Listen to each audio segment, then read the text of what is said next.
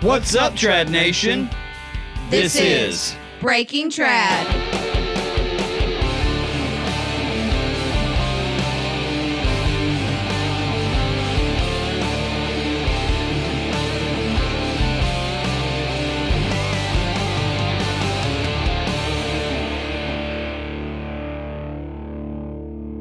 All right, welcome back to another show of Breaking Trad. I'm Alan. I'm Matt. I'm Amanda. And I'm Brittany. How's everybody doing this evening? Everybody good? Mm-hmm. Gucci. Gucci? I think that's what the kids say now. Is that the new? Gucci Mane, Gucci Mane, Gucci Mane, Gucci Mane. No, I don't know isn't how that that a goes. song? Yeah. I don't know. I don't know if Gucci's the word. I know it's an article of clothing. Is everything okay over there? Article. Yes, everything You're is perfect. You're fighting that microphone like a. It's like She's just reorganizing the office. So, topsy turvy today. anybody got plans for the weekend? Probably. Probably. Yeah. I almost opened the show with, "Hey guys, this is I'd hit that." So we're fixing to be Busy. elbow deep, Mm-hmm. which is good. It's not a bad thing. It's a good thing. Yeah, I mean, I don't know. We might be neck deep, but it's okay. you might be neck deep compared to my elbow height. Resident shorty, Miss Brittany Reno. Okay, so all right. Without further ado, let's get to our guest. Everybody, I'm excited about this guest. She's very well known, very well put together. We spoke yesterday, and I feel like she's got it. She's got it situated. She's got it under control. So the director of Trad Tour, a belly dancer. She has a degree in classical ballet. Now, see, that was one of the things that she clarified. She said it's got to be classical for those in it. And so I made sure that it was classical ballet.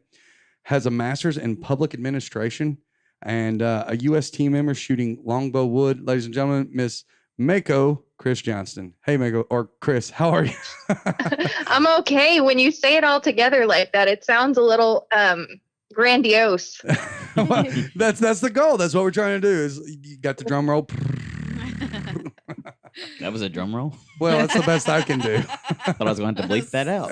Butter. Hey, it's just such an honor and a privilege and a joy. And that's probably the overwhelming feeling that I have right now. Just a joy to talk to fellow trad shooters that I know and enjoy and follow. So thanks for having me on the show. And thank you for doing what you're doing. It's just so important that people that have the skill and the ability and make the time to spread the joy of archery do it. And you guys are doing it. So props to you.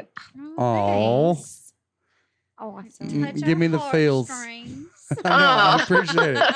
No, seriously, we appreciate it. It's kind of one of those things that you're not really aware of. We're just in here having a good time, and then you show gratitude, and other people show gratitude. It's just it means a lot, and we really appreciate it. Thank you very much. Good. It's reciprocal. Well, so we got a few questions. You know what? I left my notebook in the house. That was the one thing I was missing. I'm not gonna go get it, but I hate that I missed. There was a phrase yesterday I wanted to bring up. Anyways, Brittany's gonna get us started with the first question. Brittany, go ahead. All right. So, Kris, tell us how you got started, because once you guys got started, it really took off. You had the longbow shop, Trad Tour, and now you're a USA team member headed to Italy. So, I mean, it looks like you're hooked.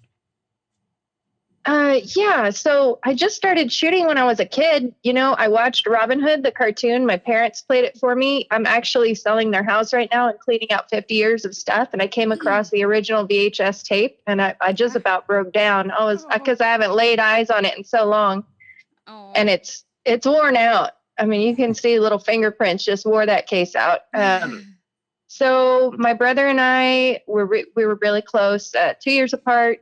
My parents got us little bear compound bows and some arrows. And one of my parents' favorite stories to tell is we came back in after a couple hours and we said, "Hey, we need you to go get us some more arrows."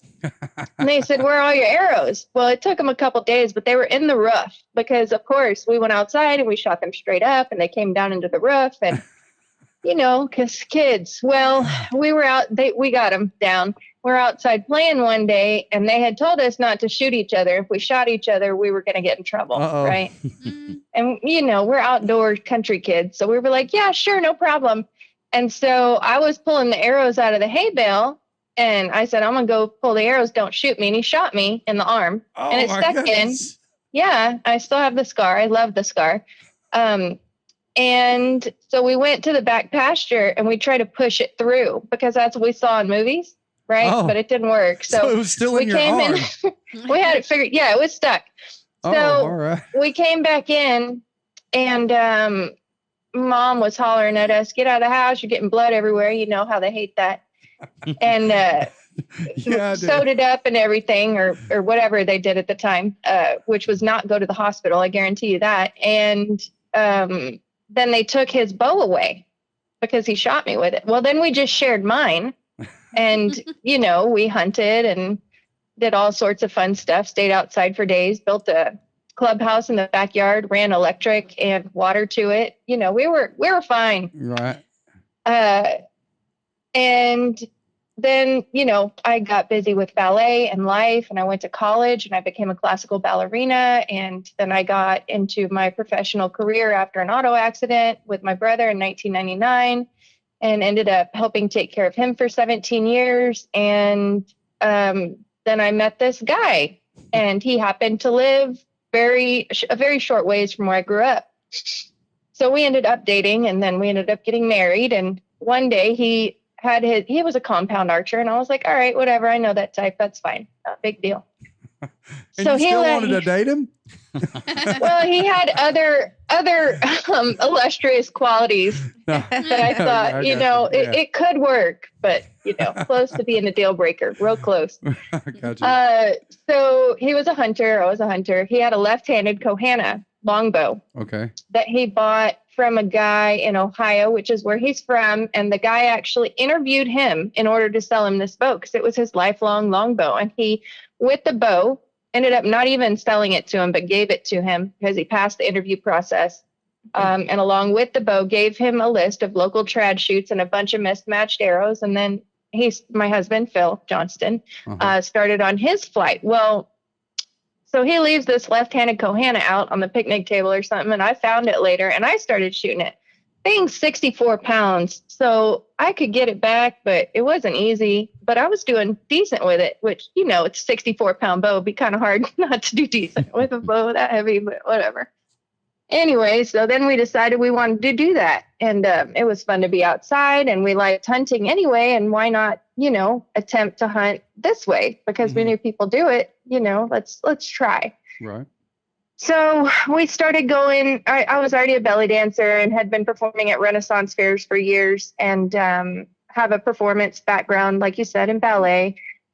So it all came very naturally to me. We went to the Renaissance fair to shoot. Well, we saw this beautiful Osage self bow on the field, and we found the person that made it, Arvin Weaver. Okay. So I took his name and I stalked him appropriately, and he interviewed us for bows. So finally he said, okay. And I took lessons with his wife, Deb. If you don't know Deb and Arvin Weaver, they're amazing people. They're kind of who got us really started into it. So I'm shooting, getting ready for my first day of Renaissance Fair archery competition, which lasts 2 months, and you have to be there every weekend for 2 months. Ooh. And your cumulative score can win the season. If you win the season, you become part of the King's Company of Archers. Oh, what does that entail?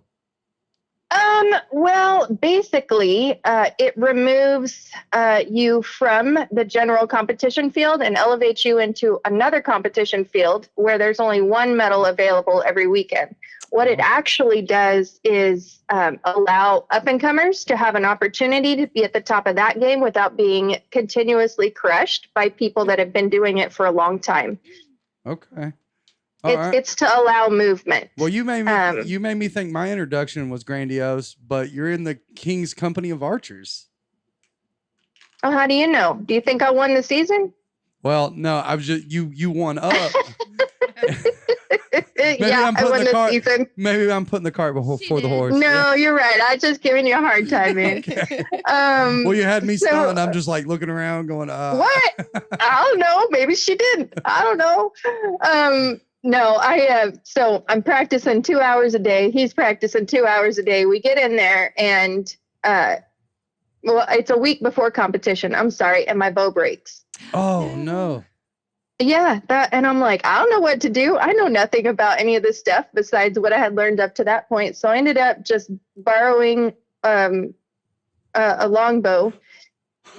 And it was a lot cheaper and it wasn't nearly as good, but we figured it out. And then I ended up winning the season. All right. And I was the first woman to ever be inducted into the King's Company of Archers. And that was about 2015. I'm still the only woman in the King's Company of Archers. Oh wow, that's Which awesome. is fine. So I've been the captain there for many years, and that's kind of where the longbow shop started.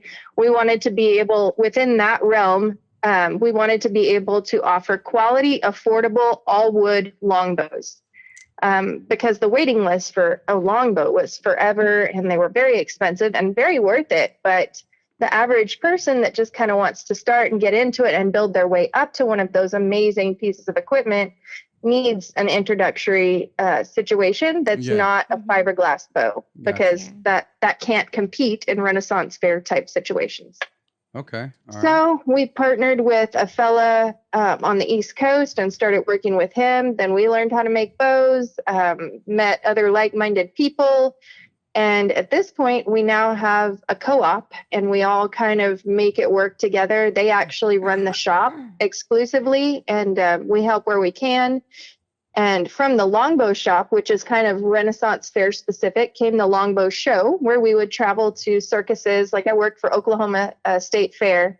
Okay. We were carnies for a while. They pay well, so it all worked out. But we would do a 30-minute trick shot history show to kind of help spread the joy of archery and help people understand. And it became very popular because it spoke to adults and children. And it was just a very family friendly but Mhm. interesting program. I would have liked it if I were a kid, Right. Right. which is how we always tried to gear stuff. And it brings the enthusiasm in at a young age. Yes, and that's all we're trying to do is get the sport out there. We just have so much fun doing it. We have 2 children now. We enjoy teaching our children. They enjoy it. They help people learn. If somebody's doing something wonky, they offer their 5-year-old and 2-year-old advice, which is, it works sometimes. The kids are weird like that. Right.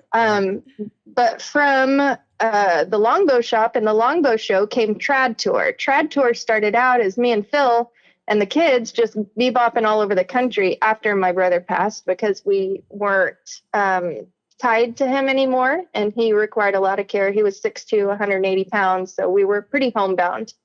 Once that happened, we picked up my parents, had kids, and just traveled all over, just going to random shoots. And we called it jokingly Trad Tour. Well, then the business got to the point that we needed an LLC. So we opened Trad Tour. And now next week, we're fixing to launch our very first line of introductory fiberglass longbows, English longbows, and take down Chinese infantry bows. Does anybody else know about this? That's so cool. No, you're the first people to publicly hear about it. So we got to That's put a disclaimer in. awesome. This was a BT exclusive. You guys heard Yes. it here first. Yep. That's so cool. They're actually here. I got them in the mail today. I haven't even Oh. opened the boxes, so yeah, it's That's going to be an awesome. exciting time. And they have our Trad Tour logo on them. And again, they're affordable bows to get you into the entry level. We're not trying to compete with the bowyers who make amazing quality longbows. When you're looking for something specific like mass or weight or diminishing mass or a specific grip, that's not what we're after. We're after a good quality, affordable fiberglass longbow, English longbow, and Chinese infantry bow. Oh yeah, that's awesome. That is Yeah. super cool. I can't wait to see them. Yeah, I know. I They're- wanna you're they're gonna have to pretty- send me a they're picture pretty or sweet. something. I'll send you a picture. I mean, I shot one this year at USA Archery Indoor Nationals. So if you see me shooting a really curvy, shelfless bow. Hang on. It's about wait. 60 That's inches actually long. that's actually a great segue. Yeah, that is a great segue. So tell us how you accidentally won indoor nationals and what you did it with. Oh, yeah, that was the whole thing. People think when I say I accidentally won, I'm being like coy or humble, but I'm being completely 100% honest. I accidentally won. So we compete, my husband and I, and many other people in the, I'm not going to say very traditional archery world, but the people that are dumb enough to compete without shelves. we all get together, right? And there's this organization called U.S. Traditional Archery. And the competition for the last, I believe, 3 years it was in Michigan. Then it moved down to Albuquerque for the last 3 years. And now this year it was in California.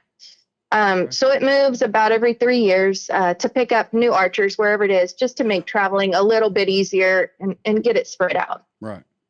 So within that, they have different classes for shelfless, all wood longbows, shelfless fiberglass longbows, shelfless. They call them horse bows, or anything around that Euro-Asian type of situations. You could shoot a Yumi if you wanted, but I don't know if you've ever shot a Yumi. It's pretty. No, It's an experience. You should. okay. I want to be there, though. It'll be interesting. So you can shoot anything like that and compete in that realm. So that competition outdoors happens in Michigan, in Albuquerque, in California. But for indoors, it piggybacks USA Archery Indoor Nationals. Okay. Because, it's already set up, and USA Archery was kind enough to just kind of let them piggyback that, and it works. So in order to compete in U.S. trad archery, you have to compete in USA Archery. So if I'm shooting, I shot 2 classes this year, and I have every time I've done indoor nationals, which I don't ever think I'll do again because it's insane. But I shot recurve, which was my shelfless Chinese infantry bow, which was shelfless modern Euro-Asiatic in USA trad archery. And then, of course, just recurve in USA Archery. Okay. And then I shot my shelfless all wood longbow, which is in US trad archery, shelfless wood longbow, but in USA Archery is longbow. Yeah. Okay. Right? Right. So I got to shoot my longbow with Joad, and I whipped that baby out, and I don't know, it's pretty short. It's maybe 60 inches long, and it's got a rope handle. And they laughed at me, those 10-year-olds did. They said, "Are you kidding?" Because these kids are, they're shooting Olympic recurves with Yeah. stabilizers, and they're wonderful. And I was a little hesitant about shooting with Joad, but they had it down. They knew the methodology. They have snacks over there on the Joad side. So I was like, it's Right. cool. Give me a juice So- box. Yeah, they were wonderful. Their parents were wonderful. It was great. We had a wonderful time. So I shot that bow, and then I actually got to shoot down next to Leslie Winker Mm-hmm. and Frank Madonna. So I'm up there with these amazing archers shooting my stupid shelfless horsebow and not doing that bad. I was like, well, it could be going. Their arrows looked a lot better than mine, but I'm like, it's going okay. It's going all right with my giant wooden 450 grain arrows. This is all right.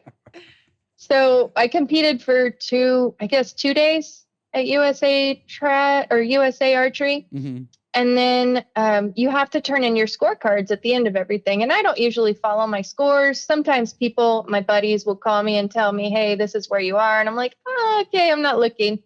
Because that's not why I do it, Right, And right. I don't like to follow my score because my goal is a perfect arrow every time. Right.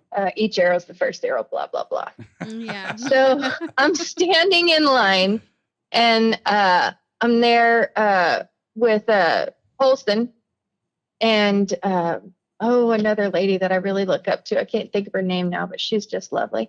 And I was in awe of getting to stand in line next to her. And so we're going up there. Oh, Jennifer Stoner. Jennifer. So Okay. I was in awe, and I told her that, and she was very humble, but I was fangirling hard. So. Okay. So we're up there, and we're getting in line, and we're just visiting to turn in our little score tablet things, and Melissa Ortiz texted me, and she's a trad shooter out of New York, Okay. and she said, "Hey, congratulations on winning recurve." And I said, "The U.S. trad archery results aren't in yet." And she's like, "What are you talking about?"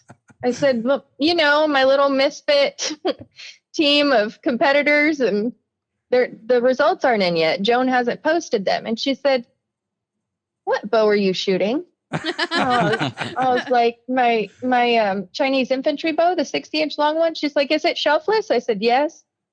And then some words happened, but she's like, "You just won the entire trad recurve class for USA Archery. You just took gold by a lot." And I thought, well, that's weird. I don't know about all that. So I said, "All right, well, here's my score stuff." And I went on out to the car, and I looked it up on the phone on the way in, and Phil and the kids were already in there waiting for me. And I broke down in tears loading my bow at the back of the van because the numbers were so shocking to me. Wow. I had shot well enough and by a lot to take gold in U.S. indoor nationals in trad recurve with a shelfless Chinese infantry bow. Yeah, So I was I find that impressive. I think that's Yeah, extremely impressive because you're shooting off your knuckles. Yeah, am I wrong about that? Off your knuckles. Yeah, it's hard. Wow, it's hard. And we spoke a little bit yesterday. You ended up walking away with 6 gold medals. Yeah, because I ended up I did pretty well in longbow too. So I ended up with 2 in longbow from the venue. Mm-hmm. Or I'm sorry, 2, one in longbow, 1 in recurve from the venue, okay. 1 in longbow, 1 in recurve from USA Archery, and 1 in longbow, 1 in recurve from US Trad Archery. Can we get a round of applause? Can we do this? That's pretty impressive. Oh, thank you. Oh, and I set new national records. Whoa. That is awesome. Wow. Yeah, for US Trad Archery. So if you look up the website for US Trad Archery, I now hold the women's modern record, which I've been after for quite some time, which Teresa Rogers formerly held. And of course, we visit and talk, and I'm sure she's coming for it, but it'll be a good time. I feel like I'm getting better. Yeah. I hear you. I feel like I'm learning some stuff, so I'll get there eventually. Of things you haven't done is shorter. Yeah. I can't whistle, if that helps. Well, yeah. I don't know if it matters at this point. It bothers me. It really does. I'm like, I'd like to be able to do that, but maybe someday I'll figure it out. Right. All right. So I guess we were, talking about the past. Let's look to the future. So are you excited when this episode actually drops? I believe you will be in Italy already. Tell us a little bit about what you are looking forward to and what are some of your concerns, and a little time capsule. You go and shoot and then come back and listen and see if we played out like you expected. Oh, isn't that a fun concept? That's super cool. So by the time people are hearing this, I could be just completely defeated or completely happy despite the results either way. I think you're going to be happy. Yeah, I think you'll be super happy. I hope so. I feel like, okay, so I'm long-winded. Please forgive me. No. If I get out of hand, just wrangle me in. So how many years ago now? 5 years ago, I started training for U.S. trials. Okay. And I trained and trained and trained. Fawn helped me. She's lovely. She helps tons of people, and she took me under her wing and aided me in that whole process. And I finally made it to U.S. trials. And Bill was there, my buddy that I shoot at Ren Fairs, Jessica Corbett, who's also on the Trad Tour Pro shooting staff team. We shot with her in the Panhandle. Yeah, she's lovely. She actually shot a shelfless longbow at that competition. Yep. So it was a great experience because that takes guts. Yeah. So the first day at trials, my husband tells the story best when he says, and then I saw Jim Laird walking with 20 of my wife's arrows clanging around, running them to her because she had lost every one of her arrows. Oh, wow. Yeah. Like I was doing great. I had already won IBO world championships at that point. I had already hunted, and I would never hunt if I weren't completely competent in my skills at that point. Right. So I couldn't get the sight picture correct. And for some reason, what I saw and where I needed to hold, because I'm a gap shooter, I'm gap instinctive, but mostly I'm gap. Where I hold wouldn't balance out in my brain with the trajectory of the arrow. I kept seeing it wrong. So for 2 days, I lost arrows for 2 days, and it was mentally completely defeating. I melted. My brain melted. I didn't understand. I stayed for hours after the first day and shot, which you're not supposed to do. But I did anyway, and I never was able to overcome it. And I came in 5th. But I'll tell you what, I stayed the entire time because I've seen Joella Bates shoot sick as a dog, and no matter what was happening, she stays. And I remember admiring that so much. I was like, oh, no way I'm walking off the field. Right. So I stayed and suffered. And then 3 years passed. COVID happened. U.S. trials was delayed. I had babies. Oh, my gosh. It was a big old mess. And finally, it was time to train again. Well, my life was falling apart. My mom was just diagnosed with cancer. All kinds of things were just really tumultuous. Okay. But I said, okay, we loaded up. Actually, we shot Alabama State, and then we were supposed to come over to my mom's house in Texas for a week, but I'm just still here from all the way from, I guess, February, was it? Yeah. Yes. Yeah. That was February. Yeah. So we just came straight to Texas from Alabama, and I've been here ever since. So, of course, I had my bow. And I decided, yes, I want to go to U.S. trials. And my family said, yes, you're going. We're not standing for anything less, because I talk about it all the time. And we set up a makeshift practice situation. And the guys at the local compound shop helped me out with targets and things like that. And I trained and trained and trained. So long story short, or long story long, my only goal in going to U.S. trials, my only goal was to not allow my brain to melt, to be strong enough to shoot my one perfect arrow at a time. And I didn't care what the result was, and I didn't care what happened. I didn't care who was talking to me or who needed help or who needed this or that. Okay. Or what my brain was saying. That was my only goal. And after day 1, I was ahead by 40 points, I think. And day 2, I ended top seed in trad longbow, women's trad longbow, or women's longbow. I guess there's no trad longbow there. Okay. So I came home and my goal was met. And then I realized, oh no, now I have to, wow. So I got home and I was like, look, Mom, the most important thing is your cancer treatment. So if I can't go, that's okay. This was my goal. I met it. I'm good. And my family, they're like, you're a lunatic. You're going. Okay. So we start fundraising and doing all this stuff, and I'm practicing every single day unless I took my mom to the hospital. I got an elliptical. I started working out. Like all kinds of things happened. And now I met with my coach, PJ Velez, out of San Antonio, who also ironically has very, very bad cancer, lung cancer.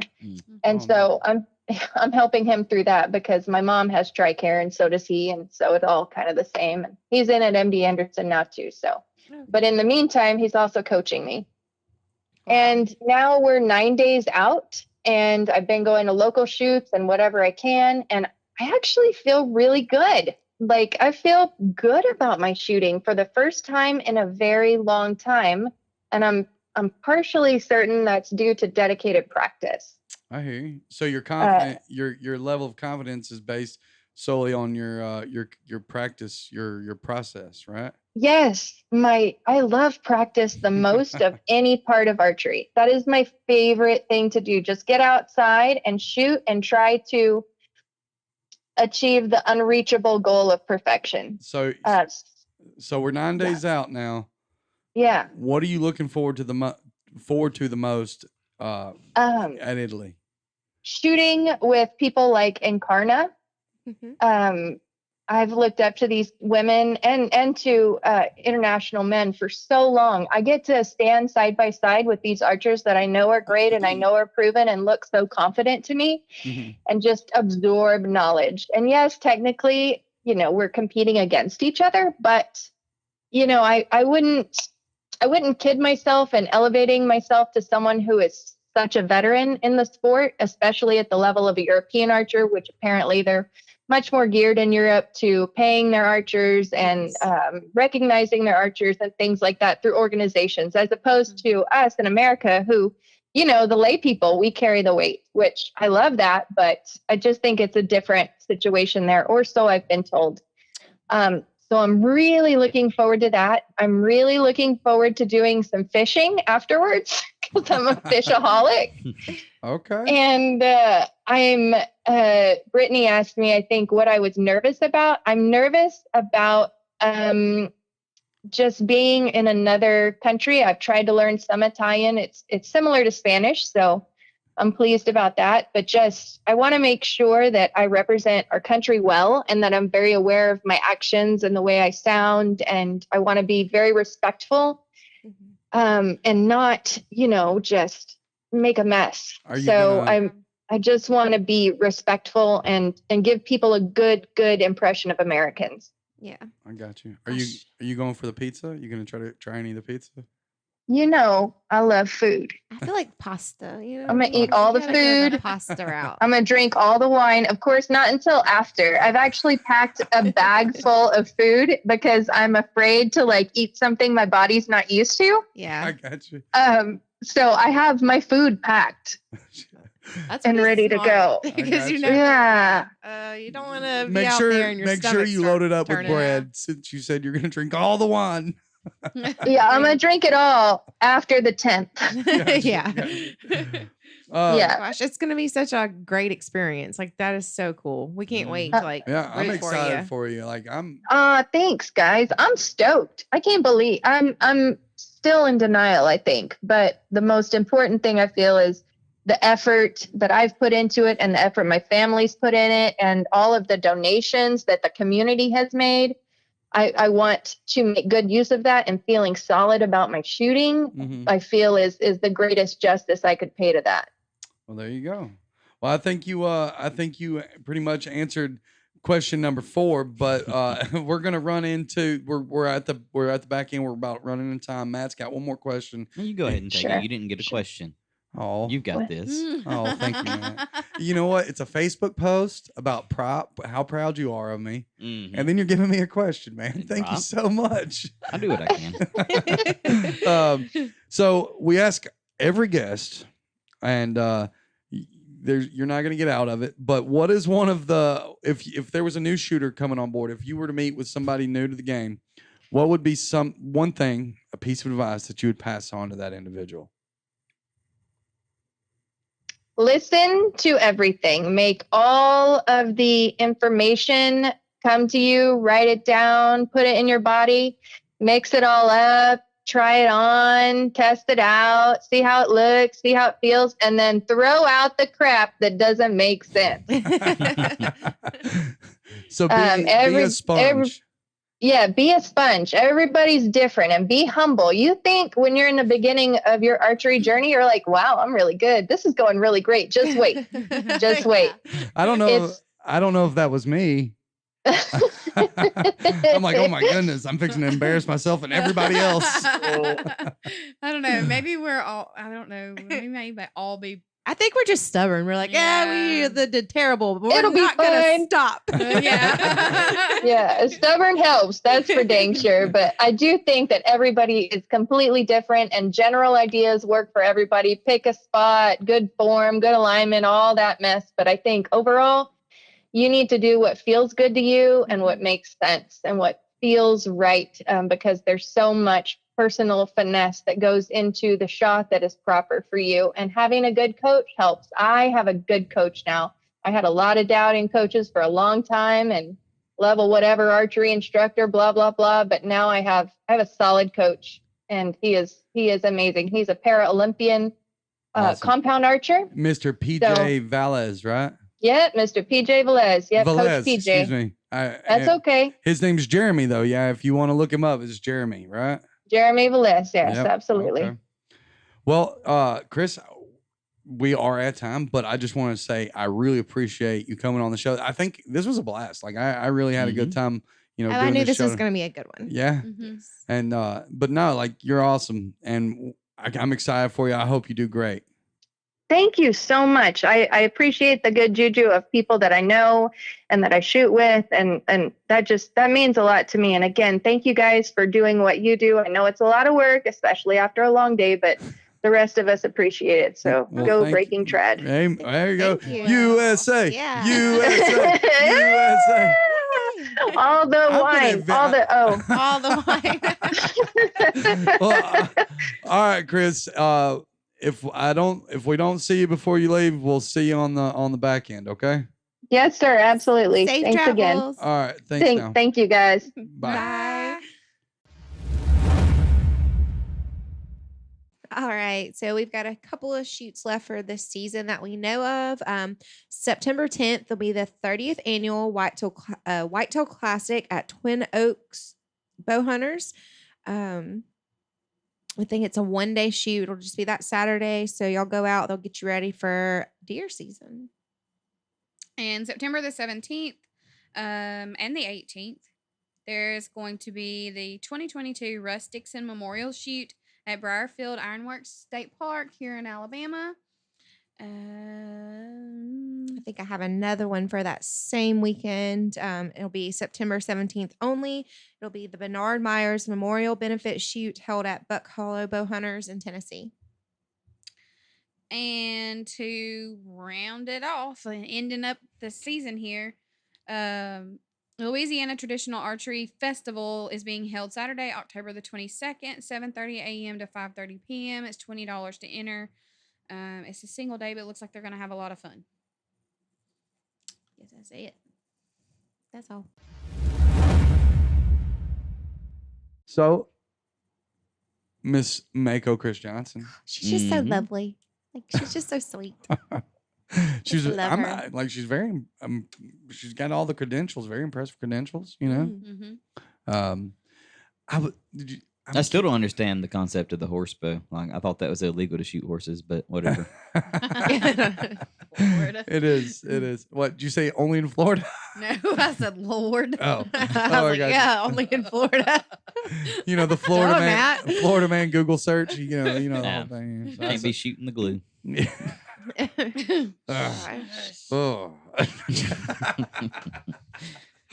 Oh. Before we end though, I just want to wish all of Team USA, all our friends that are going over there, good luck. Mhm. Yes. You know, you should have done that on the last one Why? because everybody who's on the USA team They will might be in not- Italy, Oh, and they they may not even get to hear this episode. But they should have their earbuds in while they're warming up, But what listening to day? Breaking Track. There What you day go. are they flying? The 30th or the the Oh. 30th next Tuesday. Oh. Well, Mm. we're available in Italy too. They'll listen to Oh yeah, us. we did. We did just Mhm. we Well, did will just they start up be- in Italy. when is it over? I don't know. Did you guys? They missed us. I'm just telling you, like it is like whoever watches this crap. I mean, it's insane. Harsh. but Maybe your part's correct. no, so we were out. You know, we took the week off. Mhm. Yeah, and we took care of each other, and that's the way it was supposed to be. We come back. The first episode that dropped when it came back was like we had we've gotten over 300 downloads. I think we're like 350 downloads. You know what I mean? And it's just this little bit of time. I think like Or either Randy Cooling has a lot of friends. yeah, that right. Yeah, Thanks, but, you guys. know, It's thanks Randy. It's because of Randy. Yeah, but we're back. 'Cause We're of our back awesome up. guests. We were number 35 in the U.S. Number Oh. 35. Shut it. That is. Where are you at when you're like hyping us up with stats in our group? Yeah. Oh, Nobody I'm even knew sorry. this. Or posting it on our Facebook page. Work's been Yeah. crazy. Work's been crazy. Work's been crazy. Oh yeah, No, no. we know it's been like ludicrous at our job. So no, So come crazy. on, That's give me a that's my new break. favorite word right now. Ludicrous. Ludicrous. Yes. Watch out, my outfit's ridiculous. In the club, looking so conspicuous. I have no clue what you're talking about. You know, We gotta stop ludicrous. there. I really All right, don't. so here. Oh, I'm sorry, and I know that we're a pro, but you know, I want to share this with the people who share us and bring us to this level. Hang on, I just had it. Oh, there it is, right there. So, all right. So look, today actually we're down 7 points. We were in the top 20 as of today in the United States of America, the hobby podcast section. We were in the top 20.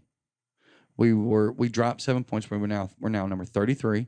In Australia, of all places, we are number 61, top 100 in Australia. That's cool. Let's see. I like Australia. I do too. Mm-hmm. Top podcast this Outback. week was in fact Randy Cooling. Thank you, Randy. It was our only See, podcast. I told you. This week, yeah. Let us see. What you looking at? I'm just seeing what's above us. You got to do top 100 hobby podcasts in the U.S. and it'll give you a chartable account. Yeah, it's trying. I keep getting an error. Yeah, but you're not supposed to give them any credit because then I'm not. they're going to keep Top climbing and put us down lower. 100 hobby podcast. USA. USA. But yeah, no, they missed us or they didn't, and Randy Cooling just has all the people. It's his clout. It's his clown. Okay. All right. What you got there? I'm just singing. Anything else? I'm looking. I'm She's working. singing ludicrous. Well, in her head. we'll just wait. Just wait, Alan. Just wait. That's like the longest ending of the show Hold. we've ever had. I Mm. think. I'm having a Maybe. good time. It's running on my hotspot. All right. It's trying. We'll get to you next week. No. Wait, did he already cancel? Did he already hit? It says chart not available for this country. Oh, There well, you we'll go. figure it out Whatever. later. Whatever. It's crap anyway. Lame. Yeah, it's just crap, Alan. No, thank you guys. Thanks everybody for listening to the show. We really, really, really, really, really, really, really appreciate it. Thank you very much. I don't know how else I can express my gratitude other than to say thank you again. Thank you. You're welcome.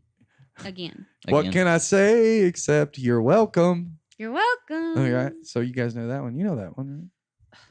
All right. Who's on? Is it Who's Mr. it on? Rogers? No, it's not. It's Moana. Moana. Oh, that's why I don't know that. Wait a minute. Didn't you used to smoke Moana back in the day? Hey, that's old me. That's old me. Anyhow, who's it on this week? Roll that outro, Matt. Guys, we're glad you could join us for this week's episode of Breaking Trad. We hope you had as much fun as we did. You can catch the show on Apple Podcasts, Google Podcasts, iHeartRadio, TuneIn, Spotify, and wherever you get your podcasts. You can contact us at breakingtradpodcast@gmail.com or on Facebook at breakingtradal and on Instagram at breaking_trad. And don't forget to check out our YouTube channel. Remember to subscribe and follow us. That way you'll get notifications every time we drop a new episode. Join us next week, and remember, Make every shot count.